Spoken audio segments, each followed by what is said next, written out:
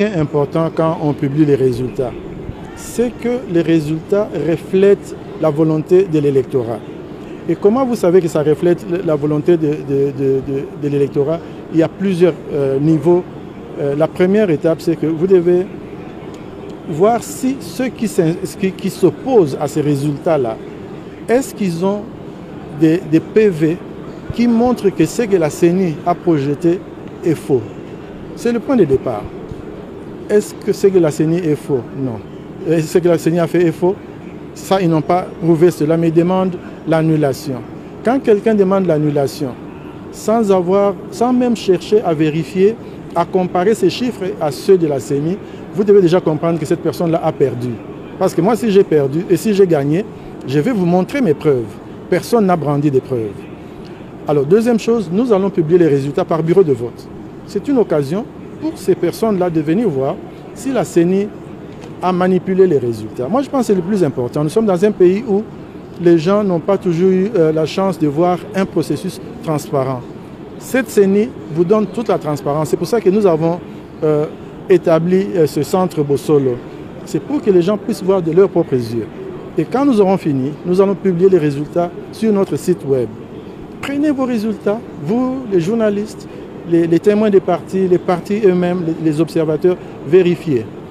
Et si vous voyez, si vous suivez les déclarations des missions d'observation, toutes les missions, alors toutes, internationales. Moi je pense que c'est le plus important. Nous sommes dans un pays où les gens n'ont pas toujours eu la chance de voir un processus transparent. Cette CENI vous donne toute la transparence. C'est pour ça que nous avons établi ce centre de solo. C'est pour que les gens puissent voir de leur propre yeux. Et quand nous aurons fini, nous allons publier les résultats sur notre site web. Prenez vos résultats, vous, les journalistes, les témoins des partis eux-mêmes, les observateurs, vérifiez. Et si vous voyez, si vous suivez les déclarations des missions d'observation, toutes les missions, alors toutes, internationales comme nationales, tout le monde converge dans la même direction pour reconnaître en effet le processus est crédible. Alors, les irrégularités, c'est dans l'œuvre humaine. Quand nous avons des problèmes d'ordre opérationnel, c'est des difficultés. Nous n'avons jamais aspiré à gérer un processus qui ne rencontre aucune difficulté. Ce qui compte, ce n'est pas d'avoir des difficultés. Ce qui compte, c'est ce que vous faites face aux difficultés. Et je pense que la CENI a mis tout en œuvre.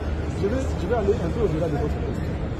Quand vous observez nos différents cycles électoraux, vous allez vous rendre compte que depuis 2006 à ce jour, nous n'avons jamais eu un haut niveau d'inclusion. À l'époque, on nous a jeté des fleurs. Quand ceux qui craignaient qu'ils ne soient pas candidats ont découvert que même eux ont été acceptés. 100 000 candidats, c'est plus jamais fait. Au-delà de ça, vous avez la transparence. Nous avons permis l'observation long terme, l'observation court terme. Nous avons vraiment ouvert le jeu pour que tout le monde puisse voir. Ça aussi, ça fait partie de la transparence, c'est-à-dire le centre de solo, et puis plus tard, les résultats que nous allons publier par bureau de vote. Observez le caractère apaisé de ces élections ici. Ce qui jamais vu. Dans ce pays, les jours des élections, les gens se perdent à la maison. Les gens circulent. Ils circulent parce qu'ils savent que les résultats que nous sommes en train de publier reflètent leur choix. Il y a des signes qui comptent. En fait, peut-être vous n'êtes pas en train de vous rendre compte que vous êtes à un moment assez historique où les Congolais vont commencer à avoir des élections civilisées. Nous sommes là. Je n'ai pas peur d'être avec vous. Vous êtes ici, tout le monde se sent en sécurité. Il n'y a pas l'armée ici. Il n'y a pas de chars de combat ici. Vous devez comprendre que nous avons progressé. Mais je regrette le fait que les journalistes s'appesantissent sur certaines déclarations négatives sans preuve. Et c'est de ça toutes les questions qu'on me pose ici.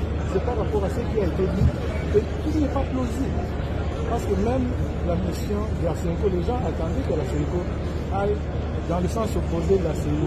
Il n'a pas été le cas. Ça doit vous rassurer.